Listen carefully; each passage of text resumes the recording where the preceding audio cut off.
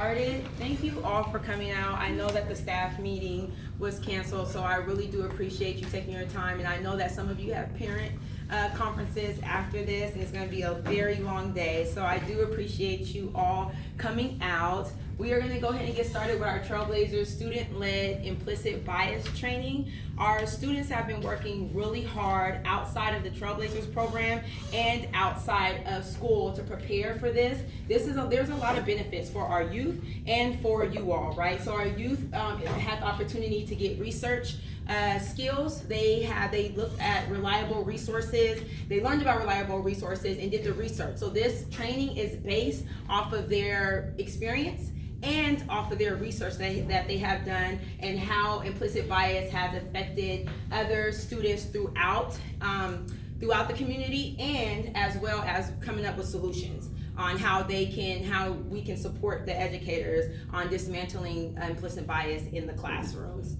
Another benefit, obviously, is that I know that you all have been hit over the head with implicit bias training over and over again. A great opportunity, though, is for you all to hear from your students. These are the people that are actually being affected by implicit bias in the classroom. So it's very powerful when you have the opportunity to hear from them and hear solutions from them and hear their experience, because I feel like it just makes it more real.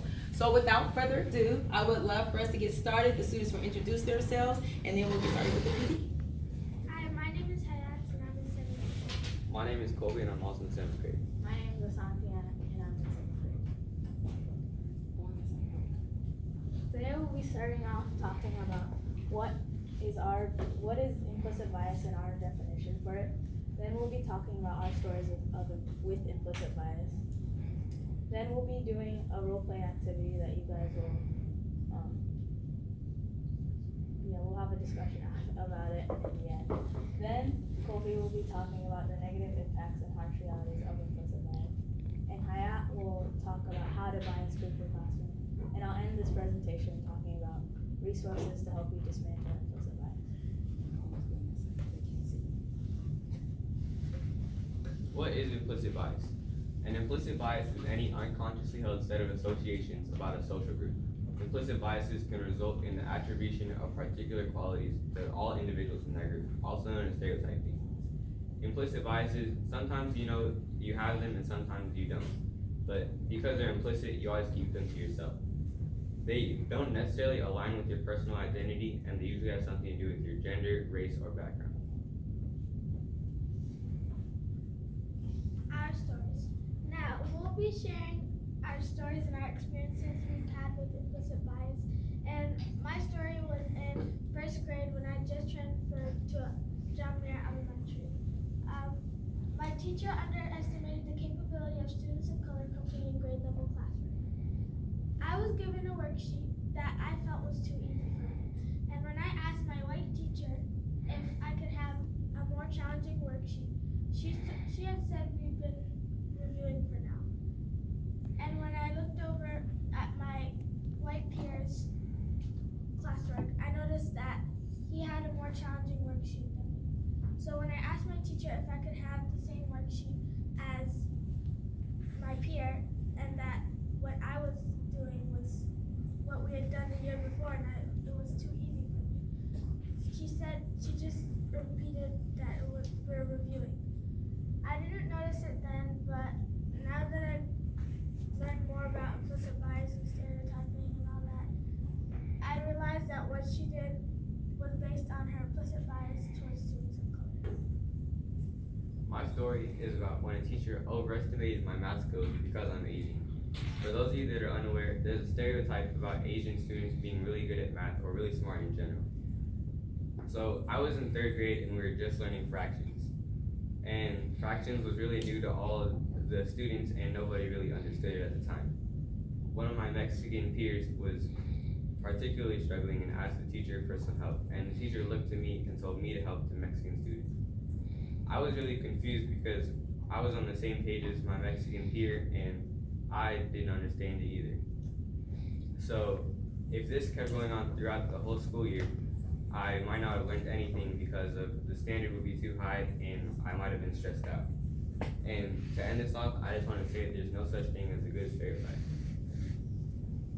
My story year over the course of a year and not in a certain period of time.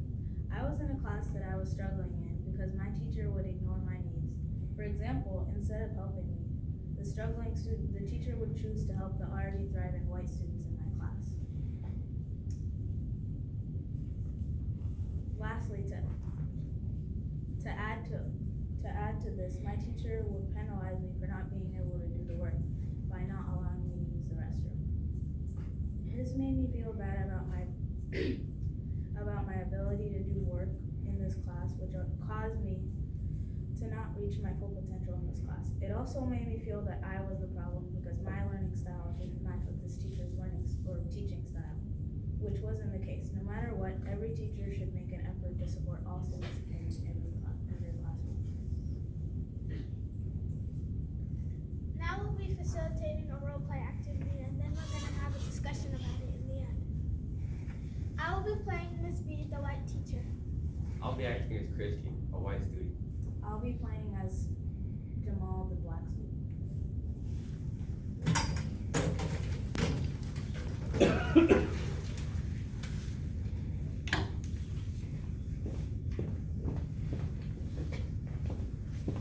Good morning, class. I hope you did your homework last night. Jamal, put your phone away, or else I'm going to take it. Who knows the answer to 2 plus 2? Christian, do you know the answer? I think it's 4. Good. Remember, I only call on people that are raising their hands calmly. Christian was a good example of that. Now, this is a tricky question. Who knows the answer to 5 plus 5? Christian, you know the answer? I think it's 10. Good, you got the answer. Now, this worksheet is based on the homework I assigned to you last night. I understand it pretty well. I think I got it. What's the answer to that one? Miss B, can you help me? I'm struggling. Did you do your homework? No. Well, maybe if you did your homework, you wouldn't be struggling. Now get out your homework and work on it. I didn't finish my homework because I didn't understand. Well, I'm helping Christian right now, but I'll get to you later. Now we want to hear from you about what you observed in this role play activity.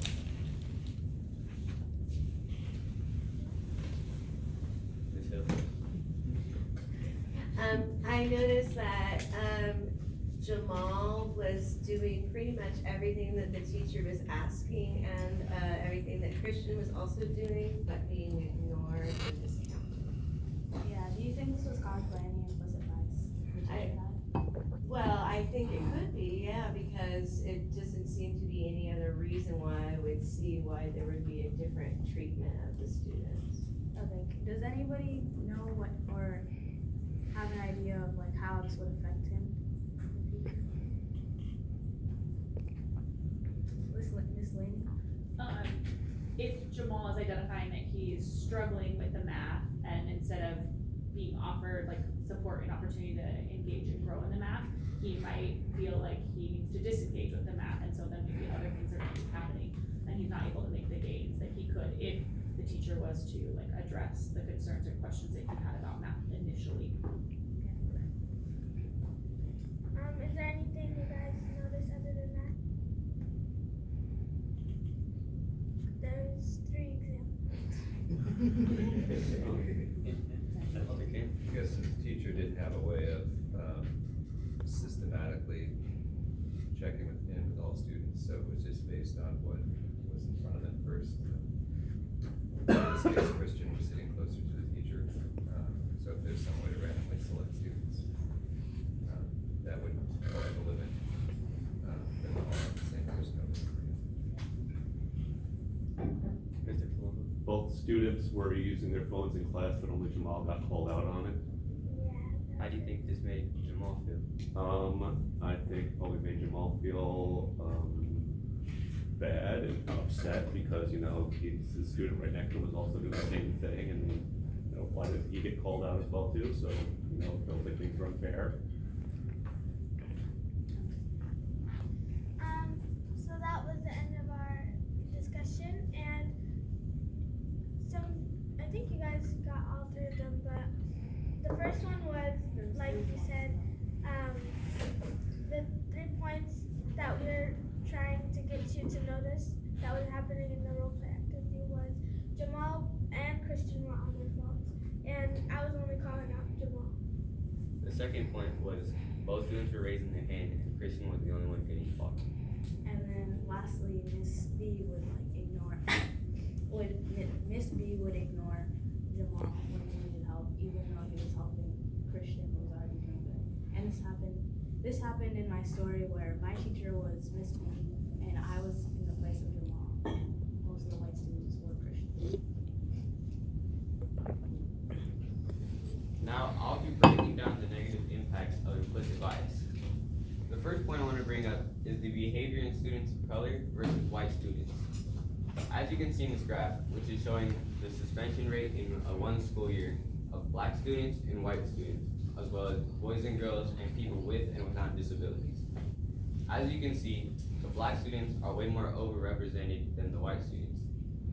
This means that the teachers were only looking out for the black students in their bad behavior and ignoring all the white students' bad behavior most of the time. The same goes for boys and people with disabilities. And if you have a disability, sometimes you can't help it, that you might have bad behavior. The second point I want to bring up is working extra hard or not hard enough to meet really high or low standards based on stereotypes.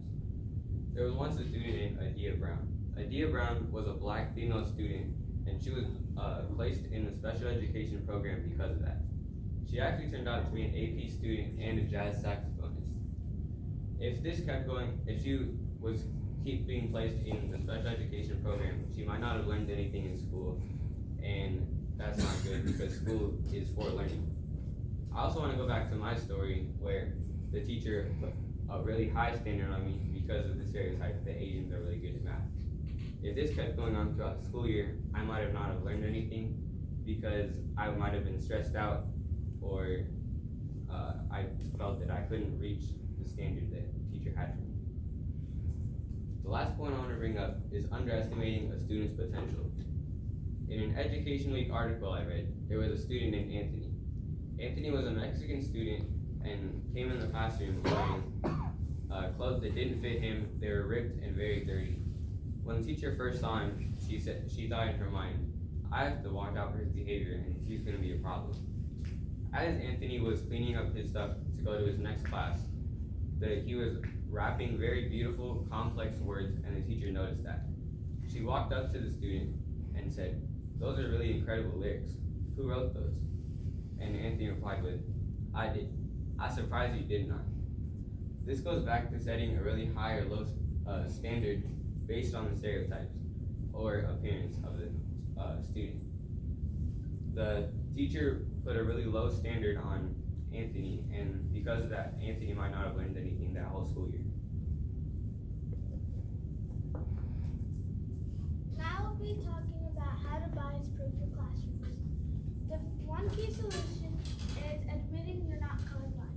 When teachers say, "I don't see color," what they're really saying is that they're colorblind. Instead, they should embrace racial and ethnic differences to promote racial harmony in the classroom.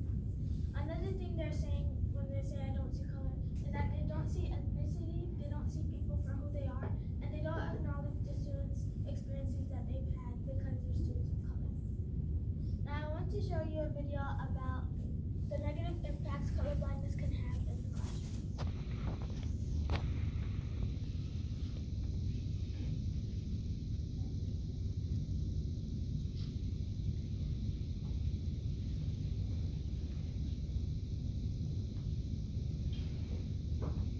Your politicians, as well as teachers, ordinary folks say we ought to be colorblind.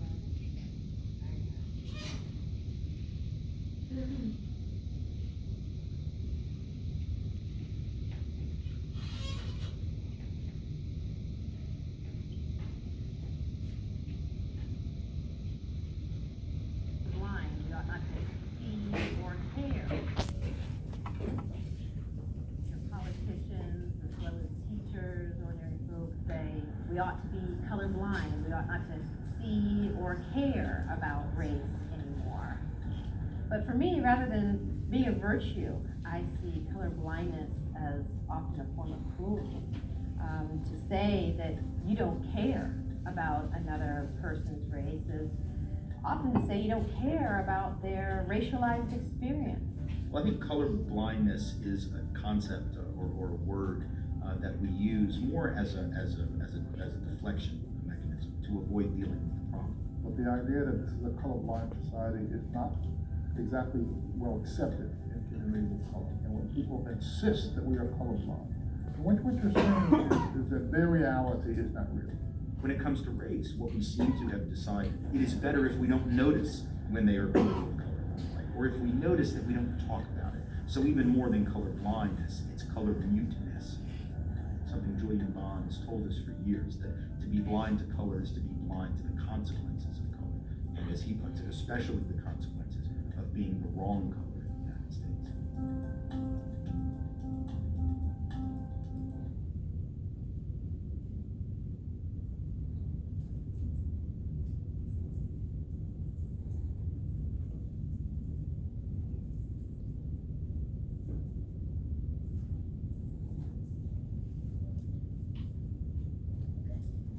Now I want you to ask yourselves these questions. Do you really have the same expectations for all your students, no matter their race, ethnicity, or gender? Do you treat your students the way you treat your kids?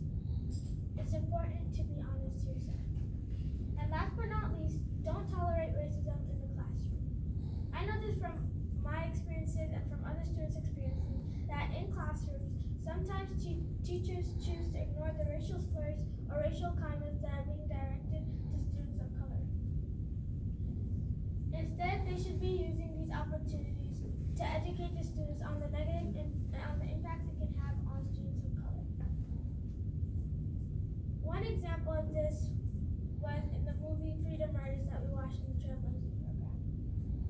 Miss G, the white teacher, chose to, instead of ignore the racist drawing of Jamal, the black student in the class, she chose to educate the students on the impact it had on Jamal.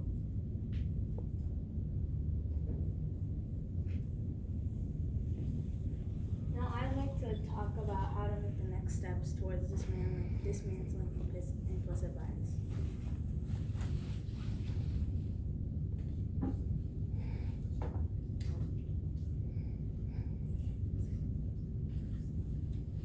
My first resource is an article presented by Edutopia. Although there's many strategies mentioned in the article, I'd like to talk about two.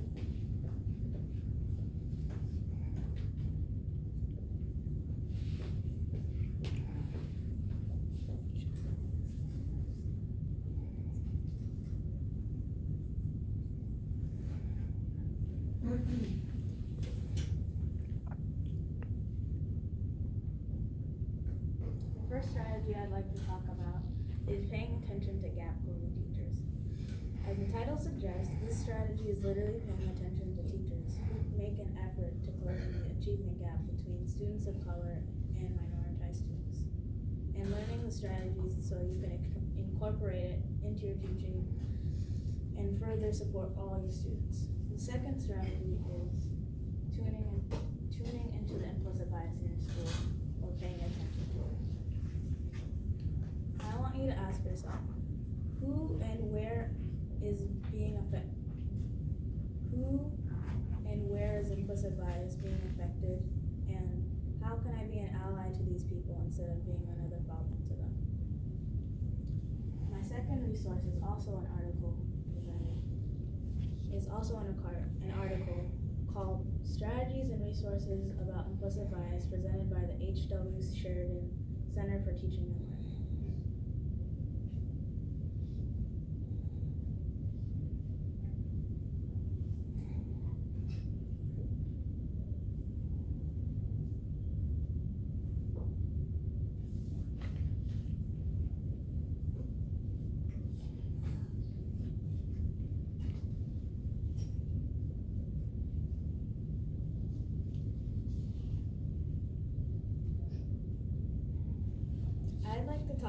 I'd like to talk about one strategy from this article called blind rating.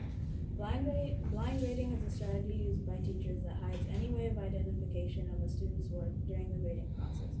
This is done because a teacher might have an implicit bias towards some students that can negatively impact their grades. The last last resource I'd like to show you is a video called Implicit Bias in Education, presented by the Kirwan Institute for the Study of Race and Ethnicity.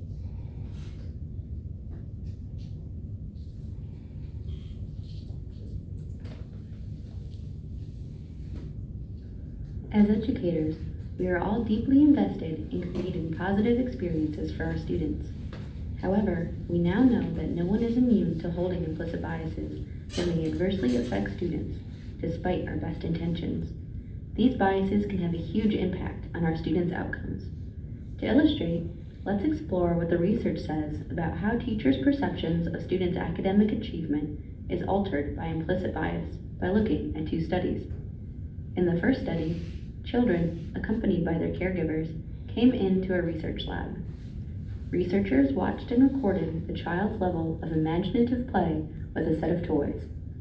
Imaginative play was ranked on a 1 to 5 scale from low to high, based on how creative the themes were within the child's pretend play. Additionally, teachers filled out reports about the students, which indicated whether they perceived the student to be prepared for school and the degree of conflict between that student and their peers. Upon examination, researchers found that ratings of imagination-based play differed based on the student's race. For Black students, those with highly imaginative play were rated as less prepared and less accepted by their peers. However, if the student was white, imaginative play was related to positive ratings in the same criteria. Without realizing it, the teachers in the study evaluated the same behavior differently based on the student's race. A second study examined the implicit biases of teachers in culturally diverse schools. A large group of white teachers filled out questionnaires about their experiences with white and Arab students in their classroom. Teachers also took an online assessment to measure whether they had a favorable or unfavorable inclination towards white or Arab students. Don't worry, we'll have more on this assessment in a later module. What's important to know is that the results of the study revealed a connection between positive implicit bias, educators' teaching styles, and engagement with students. In particular, those teachers with a pro-white bias were more likely to take a teach-to-the-test approach with non-white students instead of helping them master the content, compared to their approach with white students.